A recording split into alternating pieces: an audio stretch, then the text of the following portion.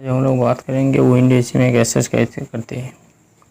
तो चलिए देखते हैं विंडो एसी का गैस चार्ज कैसे होता है।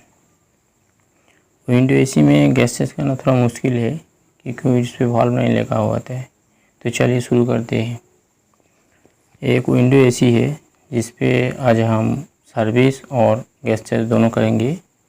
ये 1.5 टन का कैरियर का मशीन है।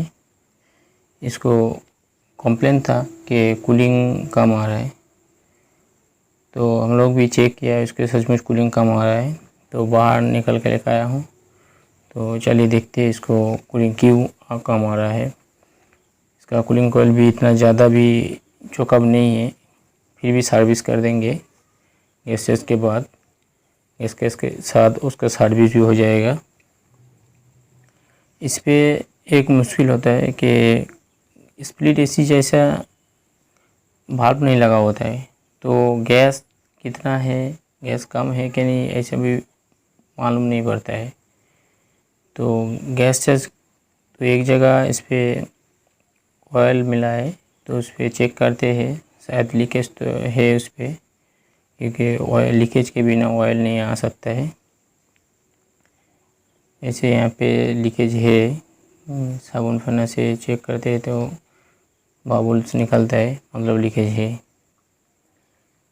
तो इस पे और एक मुश्किल होता है, ये गैस चार्ज का वाल्व नहीं है, तो हम लोगों को वो जो कंपनी का जो जहाँ से गैस चार्ज किया हुआ है वो पाइप तोड़ के फिर उस पर एनआरवी वाल्व लगाएंगे और गैस डालेंगे। क्योंकि एनआरवी वाल्व नहीं लगाएंगे तो गैस डालेंगे और दूसरा कोई रास्ता भी नहीं है। इसीलिए हम लोग पहले इसको बराबर से साफ कर लेंगे और एनआरवी वाल्व लगा के वैक्यूम करके फिर गैस चेक करेंगे। तो चलिए बराबर से देख लेते हैं कि लीकेज परफेक्ट कहाँ पे है और मार्किंग कर लेते हैं, क्योंकि साउंड फैन देने के बाद जितना भी इसका इवेंट है सब वो भीग जाता है पानी से। तो फिर बाद में मालूम नहीं पड़ेगा कि परफेक्ट यही लीकेज है कि दूसरी जगह है। और इसके साथ साथ दूसरा भी जो इवेंट है वो भी चेक कर लेंगे। जैसे लीकेज पूरा परफेक्ट इवेंट के नीचे ही है, जो मेन पाइप एंट्री हुआ है इवेंट है उसके बाद, लेकिन ये जॉइंट के पास नहीं है, जॉइंट के बाद ही हुआ है लीकेज, मतलब पाइप कोई जगह क्रैक हुआ है। तो चलिए उसको रिपेयरिंग करते हैं, लेकिन रिपेयरिंग करने से पहले उसको बराबर से सीरीज पेपर या फाइल से साफ करना पड़ेगा। लेकिन ये जगह थोड़ा मुश्किल है क्योंकि यूवेन बहुत नज़दीक में है। तो इसको पहले सीरीज पेपर पतला करके फाड़ के उसको साफ़ कर लेंगे। साफ़ करने के बाद सोल्डरिंग करेंगे, क्योंकि साफ बराबर नहीं होगा तो सोल्डरिंग स्टिक जो होता है वो जल्दी नहीं पकड़ेगा, फिर से लीकेज होने का संभावना होता है। क्योंकि इसको ऊपर जो वो डस्ट आ गया उसको ऐसे वो स्टिक पकड़ेगा नहीं। तो एकदम जो कॉपर का जो कलर है वो निकल आया है, मतलब साफ बराबर हो गया। फिर भी एक बार चेक कर लेते हैं, उसके बाद इसको सोल्डरिंग करेंगे। सोल्डरिंग करने से पहले और एक बार चेक करके कोई भी चीज़ से मार्किंग कर लेने से अच्छा होता है, क्योंकि बाद में लीकेज एक जगह हुआ है और दूसरी जगह सोल्डरिंग कर दिया, फिर बाद में वो लीकेज हो ही जाएगा।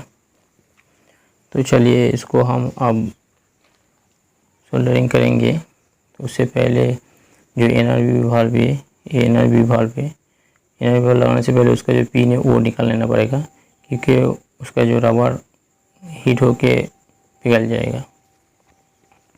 ये वाला कंपनी का जो चार्जिंग लाइन है उसको हम लोग काट दिया हो।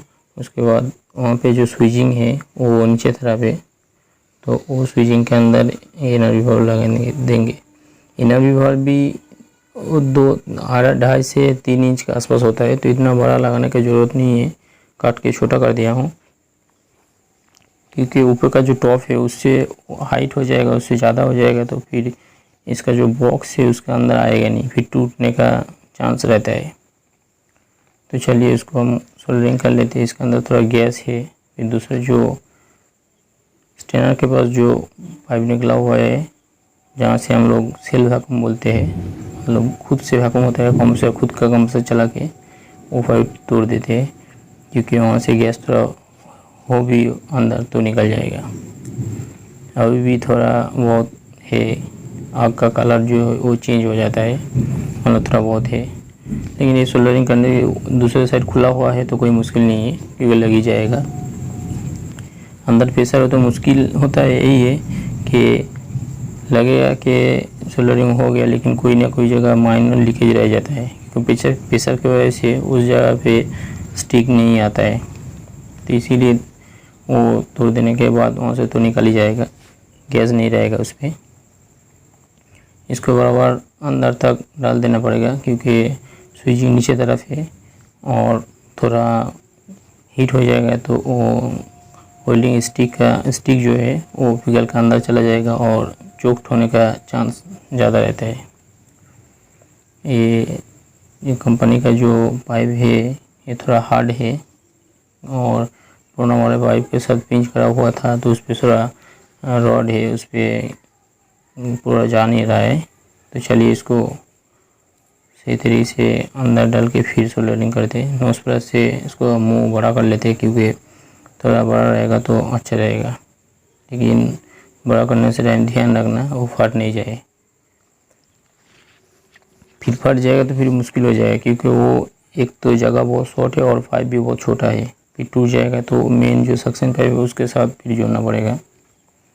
तो चलिए ये अंदर तक चला गया, अभी मुश्किल नहीं है, इजी लग जाएगा। तो चलिए इसको वेल्डिंग करके फिर नीचे जो स्टैंडर के पास जो पाइप तोड़ा हो उसको भी सोल्डरिंग कर देंगे। इसका स्टैंडर भी चेंज कर देने से अच्छा होता है, क्योंकि कोई भी जगह गैस चेंज करेंगे तो स्टैंडर चेंज कर देना जरूरी होता है। लेकिन इस पर क्या ट्रिपल कैपिलरी है तो ये मुश्किल नहीं होगा, और लीकेज बहुत माइनर था तो इतना ज़रूरत नहीं पड़ता है, फिर भी चेंज कर देने से अच्छा होता है। चलिए अब ये इनर वी वाल्व सोल्डरिंग हो गया है।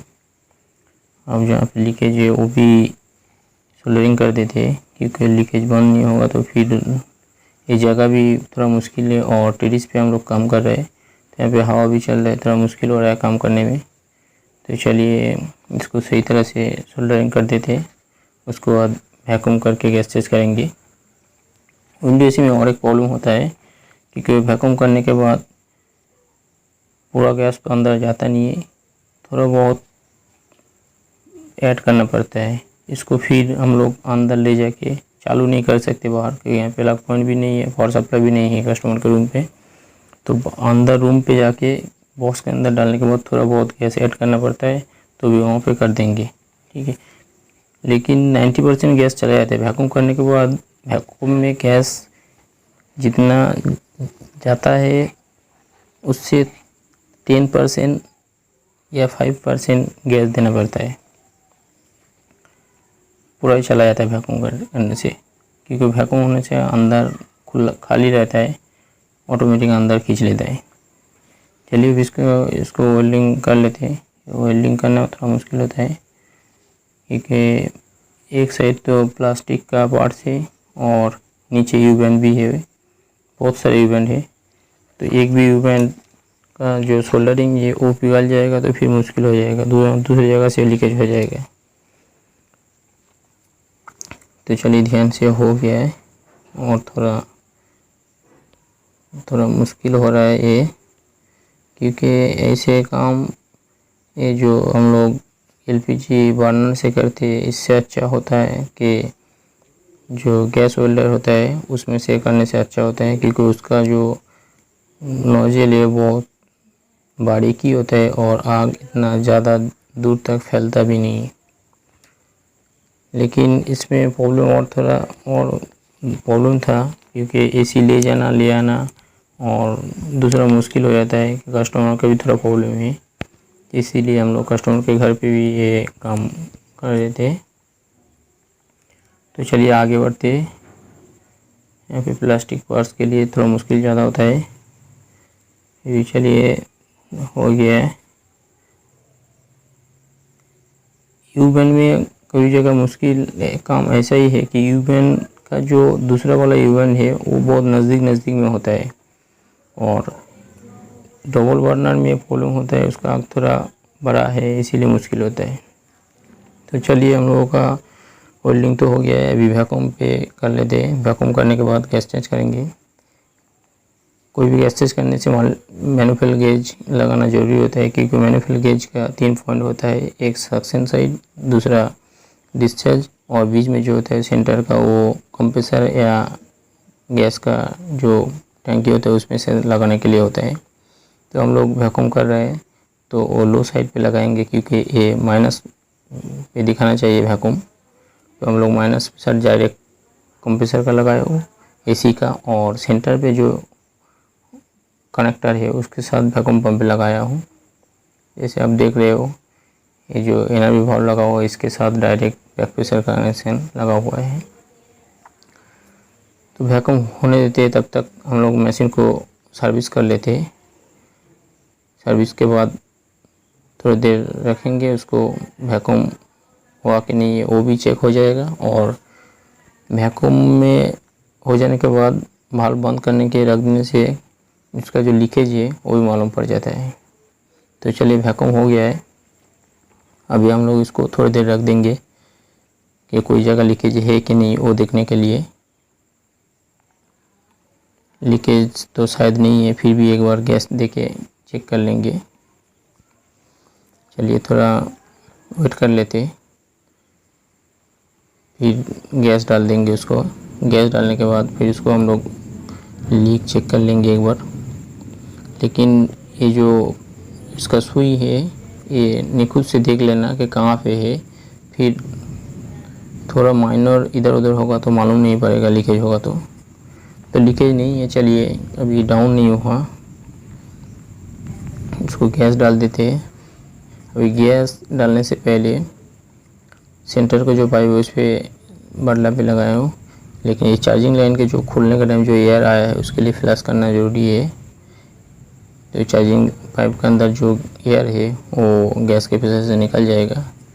फिर लो साइड का जो की है उसको खोल के हम लोग गैस अंदर डालेंगे।